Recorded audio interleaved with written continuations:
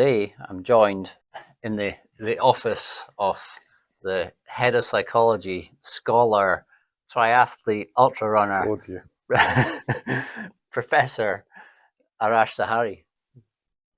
So, Arash, you do a lot of sports. You do, well, triathletes, so that's a lot in itself. You're a runner as well.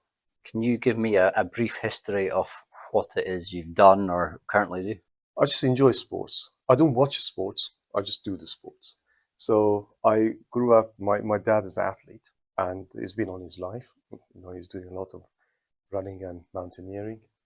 My mum did a 5K a day for decades. So so we all grew up with the sports and I do a lot of the sports. So I've done badminton, basketball, I don't know, martial arts, everything or a period of time to a good standard, club standards and all those kind of things. And then I got into running and then triathlons and long distance running. So I basically just enjoy the feeling, the exercise, the being out and being with a community of people. So that's what I've been doing over the last few decades.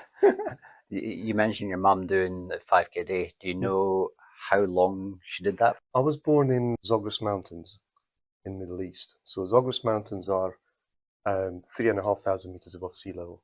And the village I was born is at 2,000 meters above sea level, 2,200. So it's actually slightly higher than Ben Nevis. That's where the village is.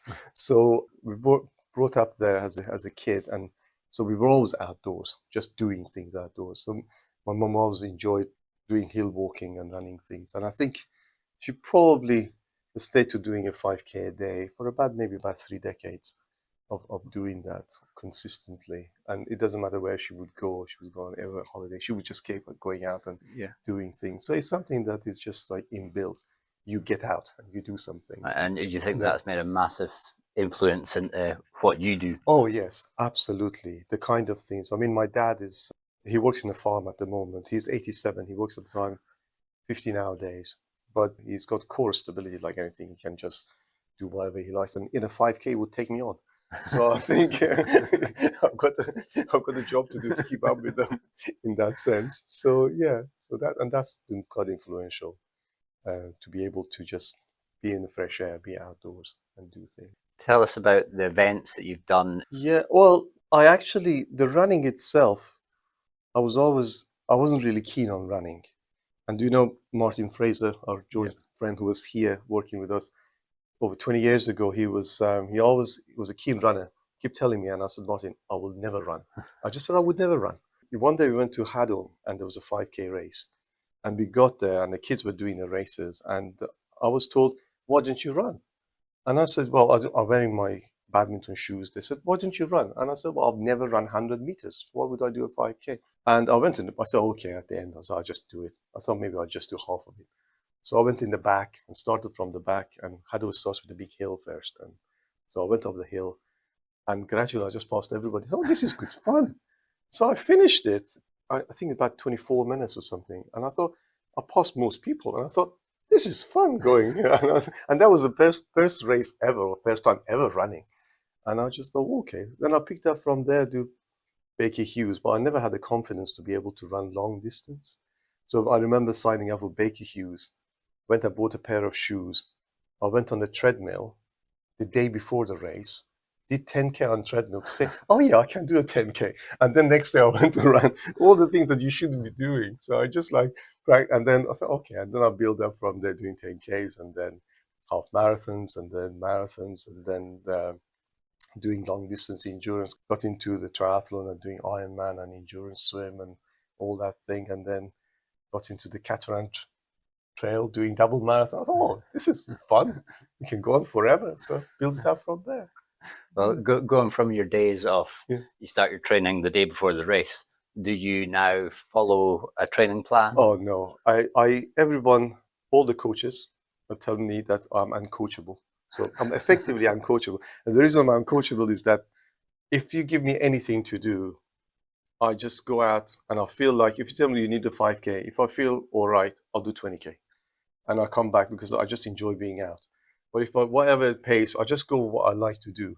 So I've been told I'm uncoachable. So actually I just go out and do do what I like. And well, I just think about it, and I said, okay, I'm not going to leave it to last minute. I'm going to build up. If there is a race coming up, I know that I need to just cool down a little bit before. But it doesn't. If I enjoy going out, I'll go out again, even though I'm supposed to be tapering. So yeah, I'm uncoachable in that sense. But then, in my age and my levels, I'm not going to win anything. So I always want to just go to complete. And that's the reason I don't mind where I end up in any ranking. I just turn up. So Well, one thing that I know that you do mm. for training, as it were, is you run commute. Oh yeah, yeah.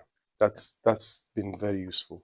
And Yeah. what kind of distance do you do, and how many times a week are you doing that? Well, I've cut down a lot this year since January because I've picked up an injury on a 47 miler before Christmas on ice. It was quite tough one. So I've cut down this last few weeks. But normally I average about 60 miles a week. And that means that so it's 10 miles or 19 miles or 20 miles a day coming and going. I may commute 1 or 2 days a week on running and then bike 2 days. And then Friday is a car because it's a pie day. So we need to go and get buy pie. And then, Most important question while I interrupt you there: what kind of pie? oh, steak pie. Absolutely. Thane's a steak pie. I mean, that's Friday, Thane's steak pie. We're in Karin to go and get it. And that's important. And then a long distance on Sunday of running, or now that I've signed up again for Keltman, that means a lot of bike again. So I need to balance now. So now this year I need to start 3 swim sessions a week, a turbo session, a long bike, a long run, a track session. And yeah, so it just builds up a little bit. If your Yeah. run commute is 19 miles a day, what do you class as a long run? Well, long run would be over a marathon. Yeah. So a long for me, 26 above is a long run, and it depends. Running is very good because it just clears your head. So sometimes I just keep going till I'm happy, and then I'm happy. There's been times I've been out and I say, okay, I do 40 miles, 45 miles, and I say, oh, go home then. And I'm You're in your happy place. happy. Whatever feels you happy to do things. Yeah. Going back, you mentioned that you were born in the mountains. Yeah. How do you think the altitude of that has affected you? And do you use that? Do you go back there? No, I was left when I was a teenager, so no, that I don't think it has long lasting effects. And I've lived in Aberdeen for 25 years now, and it's your sea level, your high oxygen levels, and that doesn't affect the actual training itself. And the hills that we use in Scottish hills that I'm used to, they're not very high to see the difference in there. Yeah. So I don't think that's affected. I fancy venturing now into the Alps and doing other things. My son's been doing some of those, and I'm just looking at him saying, these are interesting because he's a fantastic hill runner. So I just thought, maybe I should follow some of his footsteps. All right, Mm. going to mixing work with pleasure. Yeah. A couple of questions about psychology. Hmm. You specialize in vision, would that be right? That's right. Yeah. That's Can you, well, start off, is there anything at University of Aberdeen that looks into the psychology behind running?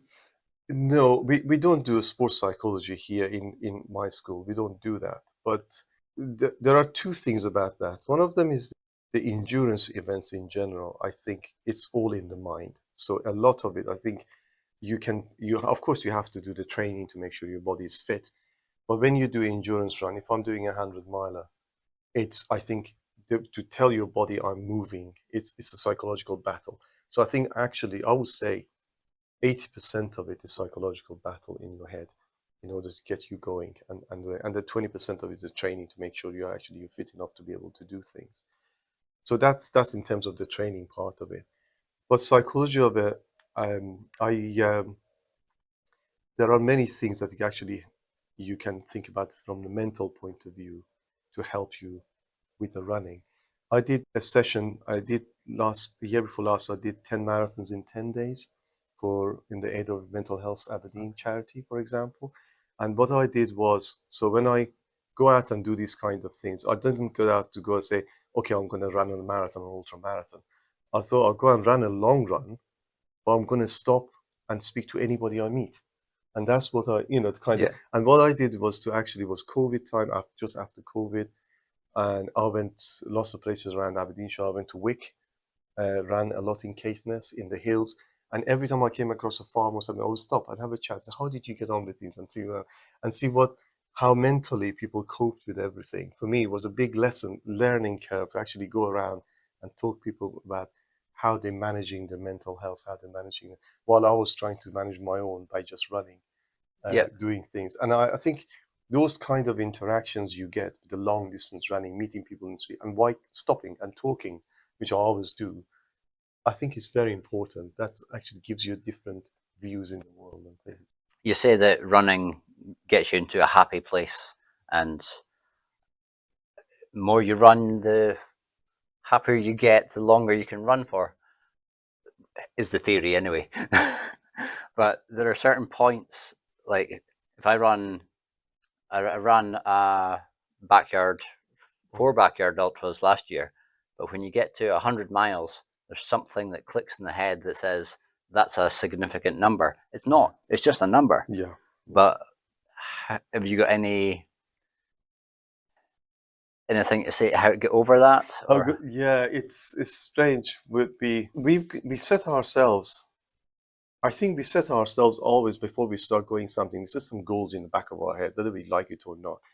You know that people, if they do a race and it's 100 meters too long, everybody whinges about it. Well, it was 100 meters too long. So you got if I set myself to say, okay, I'm going to go 10 miles, for example, just go a quick 10 mile and come back, and I take a detour or something, and it's slightly longer, and you feel as though, well, you feel that more. Whereas if you say I want to go on to do 40 miles, you pace yourself. You feel as though I'm going to be doing whatever it is. So that extra bit, I think, preparing yourself is always difficult. So sometimes when you do this backyard, like your ultra and things, you say 100 mile, you tell yourself your body just sets for that as a goal. So when I did like Murray was 103 miles, and that's 3 miles. That's 3 miles for me was just forever. I didn't feel it 100 miles, but that's 3 miles for extra. It was just like, oh my God, when will this end? And you start, and I remember running and crying and thinking that, maybe I've had enough now. Took back in the happy place. You get to the stage where it's no longer happy. Let's get to the end of this. yeah, or going back to running through the night, I guess, or anytime, running for a Mm, long time, yeah. and vision as well. Do you know much about hallucinations? Oh, yeah. Hallucinations, it hasn't happened to me, although I've done run through the night and do things like that. For me, that doesn't happen. I suppose the stuff that I've done hasn't been pressured as the sense that I need to get to A at a certain time. It's always been get there eventually. So I've been able to just stop and do what I like. I never had that pressure of time.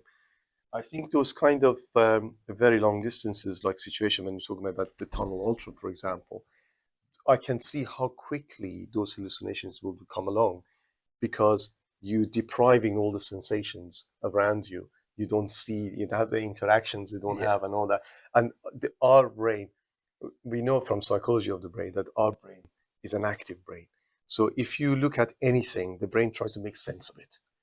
So if you look at the set of random dots pattern on the screen, although they're random and mathematically they're all random, you start making signs. And that's why people say constellations on the sky, a bunch of stars, but you make figures and you say, this is a dragon, this is something, because your brain makes actively, we always make. So when you take away all those kind of things from your brain, and they're no longer sensations because it's all, tunnel vision, you have no other views around you, it's a dark and all these things. After periods of time, you can just see one brain says, okay, I've had enough of not having anything. If there isn't anything, I'm going to generate my own. And that's yeah. why you get all those. And I think you've been there a few times in some of the some of Yeah. Well, I wouldn't class them as hallucinations, but I've had deja vu, all right. and well, there's two different parts. Sort of things that you see out of the corner of your eye, and I wouldn't class them as hallucinations because when you look at them, you realize it's nothing there, and it's just your eyes playing tricks on you. Would that be fair to say? Yeah, because it makes things up. Yeah. Yeah, but you're not actually seeing pink elephants, which I would class as hallucinations. Well, you could do. No, you could.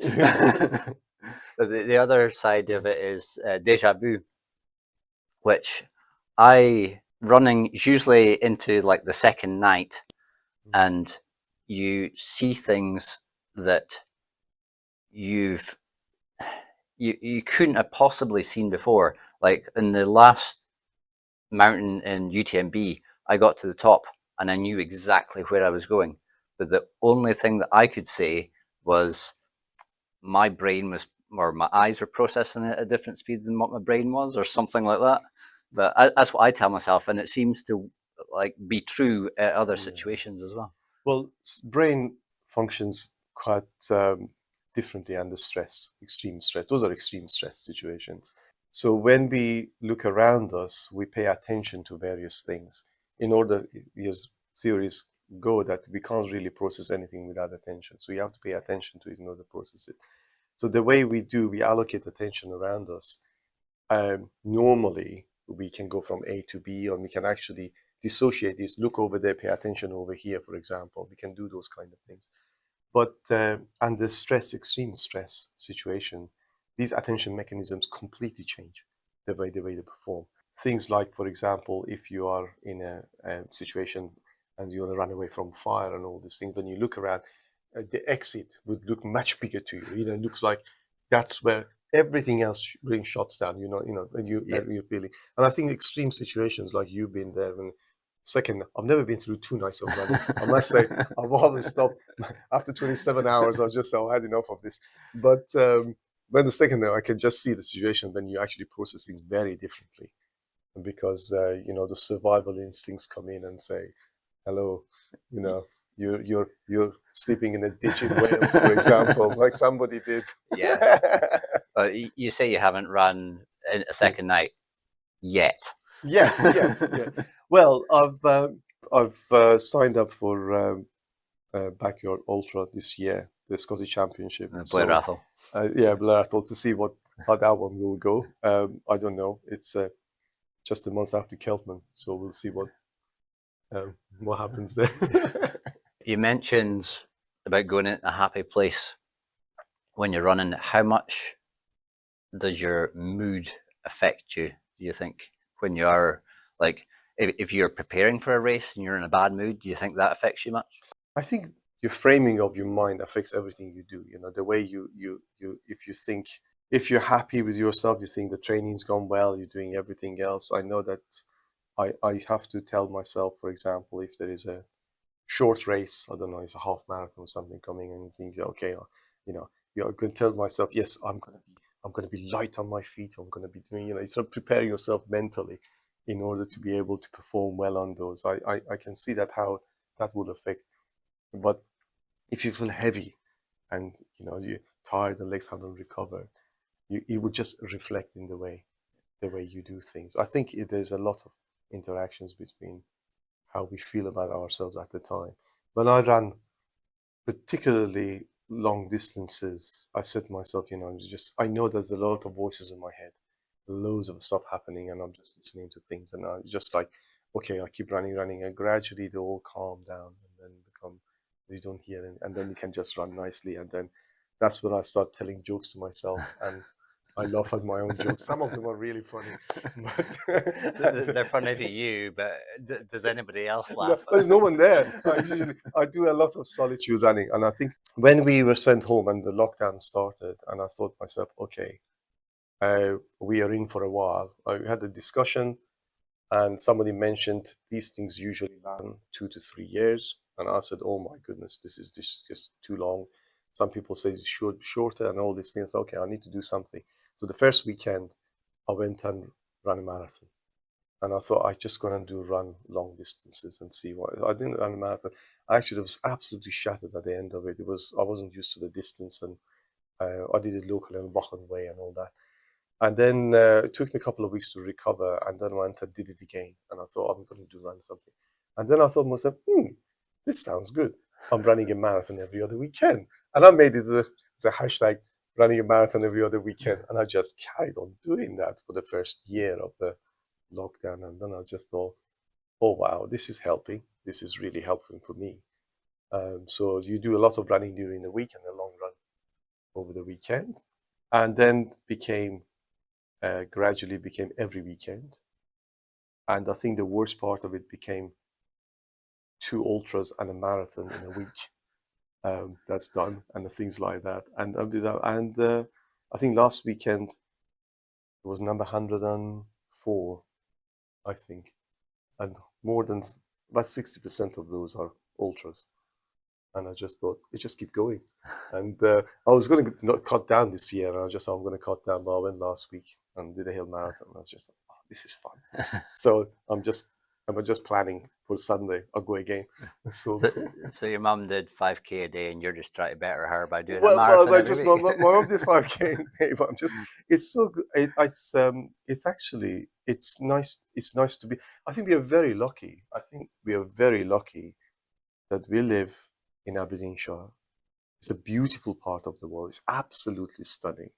And then you get out within, if you want to even drive an hour, you're somewhere beautiful. You Yeah. can run absolutely stunning.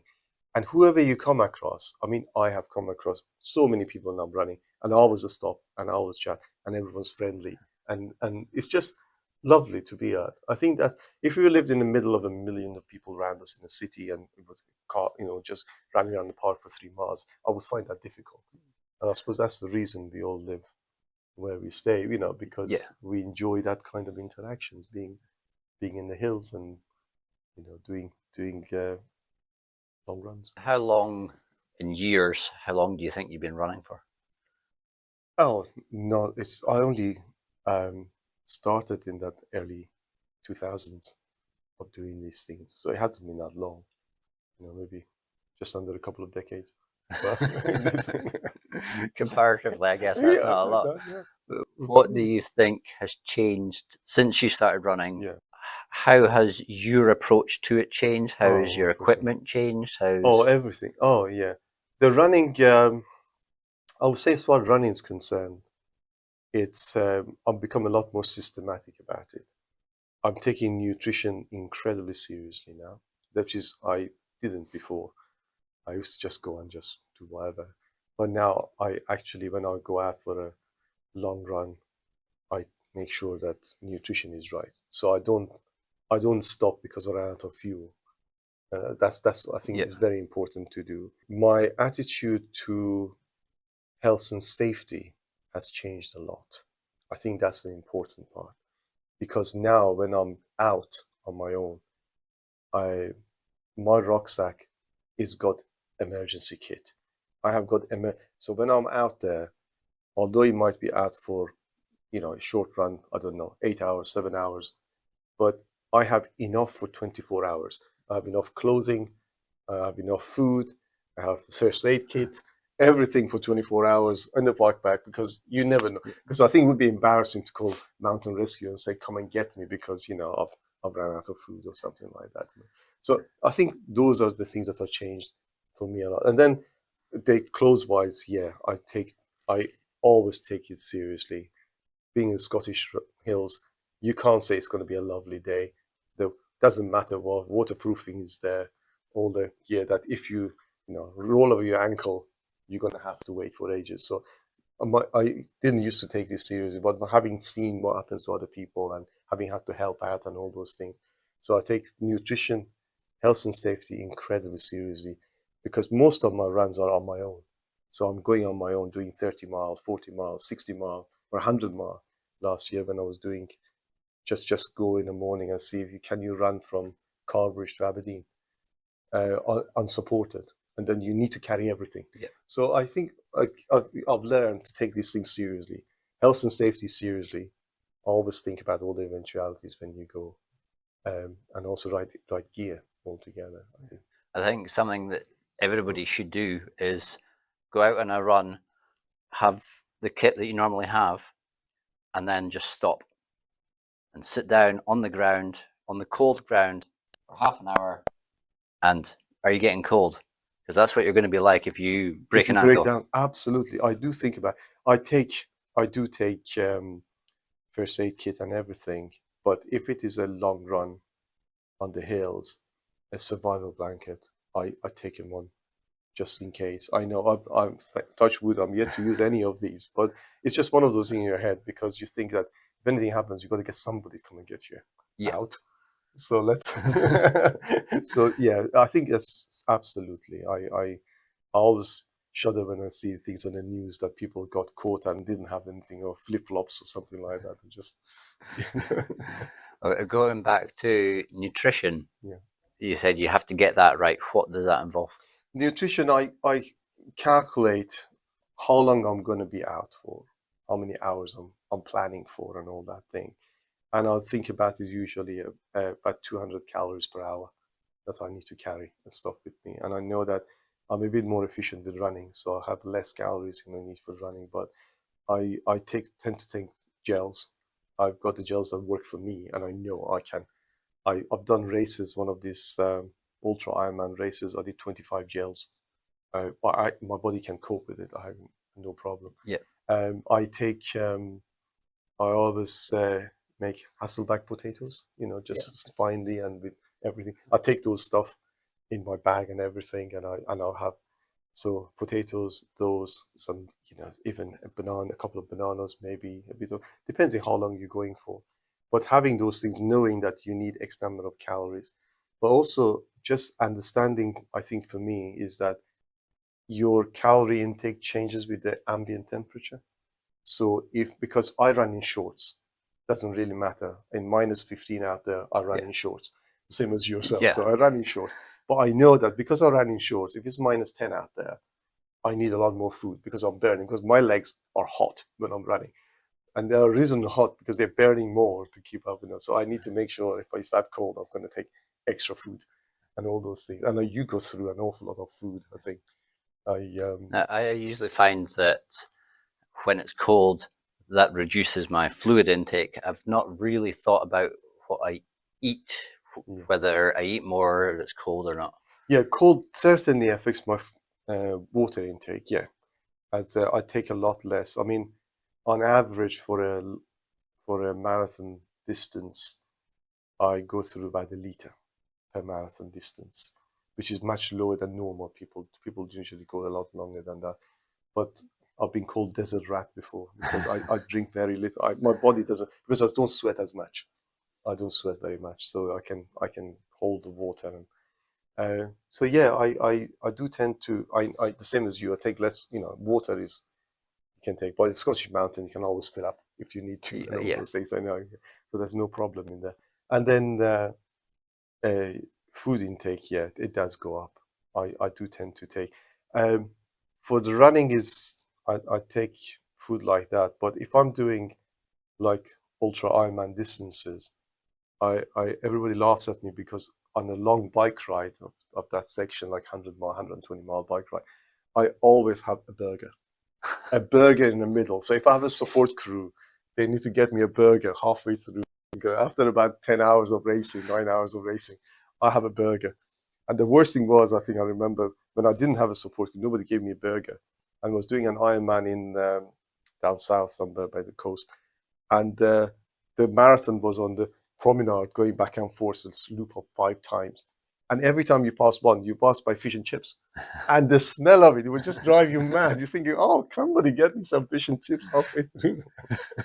but yeah, nutrition is important to get right. Do you get nervous before a race? I think there is this idea, can I do this? I think that feeling, Yeah. can I do that? And yes, that happens every time. I've just run since I started counting, 104 marathons. But when I go out, back of my mind said, can you do this? It is that nagging Yeah. a little bit is there. And I think I do still get that, even if I say, for goodness sake, you've done this 100 times, you can do this. But I think it's helpful Yeah. because it makes you think you're not arrogant about it. You think as though, okay, have I got all the safety kit? Have I got all my food? Have I got, you know, have I got emergency contact? I carry a tracker because I'm on my own and my daughter always keep an eye on me where I am and all those kind of, have I got everything? Yeah. So I think you need a little bit of a nervousness. But races are more controlled, I suppose, because you have marshals and you have people around you. But even then, I always think, will I get to the end of it? Fetter's marathon 2 weeks ago. When I did that, I just thought, when I started in the finish, I said, will I finish this today? Can I make the cutoff? And I'm just telling myself, for goodness sake, you've done this route 7, 8 times, you can do it. But again, back on my mind said, you sure about this? Yeah. And so I think some of it is healthy to Yeah. have. Imposter Yeah, syndrome. I know yeah. that I suffer Oh from yeah, that in work and in running. And I think, should I be on the start line? I've read things saying that actually makes you better at whatever you're doing because you don't feel arrogant about it. yeah. Well, the thing is that I know that I'm not going to win because I'm not fast enough to be able to win. Indeed, in any of these endurance events, my goal is to finish the same day as the front runners. If I finish on the same day, I've done very well. It's usually on the next day, but front runners finish. But I'm hoping to just finish on the same day. Try to, good to say, let's get before midnight, just before the same day as the front runners. So, so I'm not there to win it in the sense, but or your race is in your head all the times against yourself. But I think a little bit of thinking that not being that, oh, of course I can do this kind of things. It's better for us. I always prepare us a bit better Yeah. and eventualities and all those things than to just be prepared. You said that you take all your kit with you. Have you, not necessarily during a run, but because of running, been injured? Oh, injury.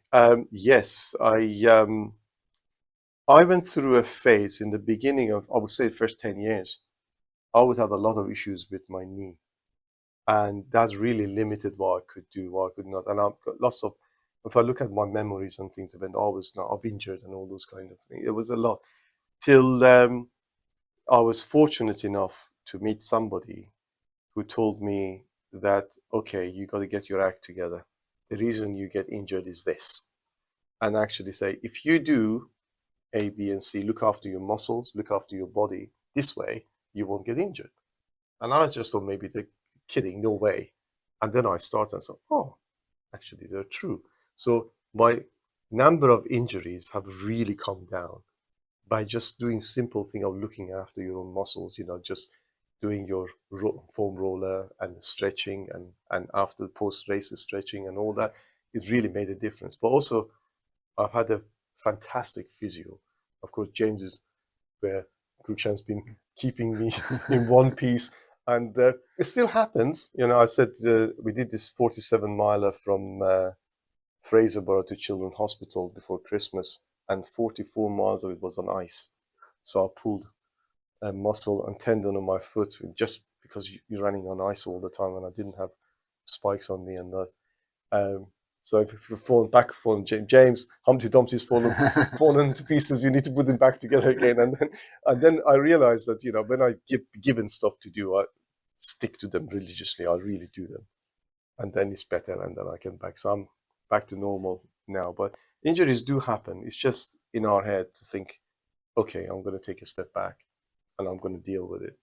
And of course, you've been there yourself with most of these injuries and things, how to get back and fight back to be in Yeah. one piece again. But at the time, it doesn't feel like that. You feel as, oh my God, all my racing is over. But then you think, no, come on, you know. Do you think psychologically an injury is more than it actually is? It's in our head, we make things what we want to make them. If we want to, we need to put them in. I think actually that's a very, very good thing you mentioned in this, because there is a psychological phenomenon in our head. It's called scaling. So scaling is something we always do. So for example, you stub your toe on the bedside cabinet and you say, ouch, ouch, ouch. And it is really the worst pain ever. And then you say, well, if I had cancer, I was dying. No, actually, it's not too bad, because you rescale and all these things. It happens in all psychological effects. You always rescale and things. So psychology, when you come to injury, at the time you feel, oh my God, it's painful, and honestly, I'll never do this. I won't do. But they have to think about it. Look, compared to many other things, this is small, and you can cope with it and put it in. I think you may find politicians use this a lot. Every time they do something bad, they say, well, at least it's not as bad as that one. And they try to sell themselves that, well, things may be bad, but it's not as bad as that. And that's what this rescaling and psychological scaling is. And we just need to be doing the same thing. And every time I get injured or something happens, I just, okay, put it in context. This is what putting in context means, isn't it? Yeah. Just rescale and say, what is it that, it's not end of the world. It will come past. You've been through worse of these. It will pass, and it'll be okay. Good. Well, I think due to my time constraints, but I think I'm going to have to call it a wrap there. And thank you, Oh, no, Arash, thank you. and thank everybody for watching this episode of Run Till You're Done. Thank you. Bye.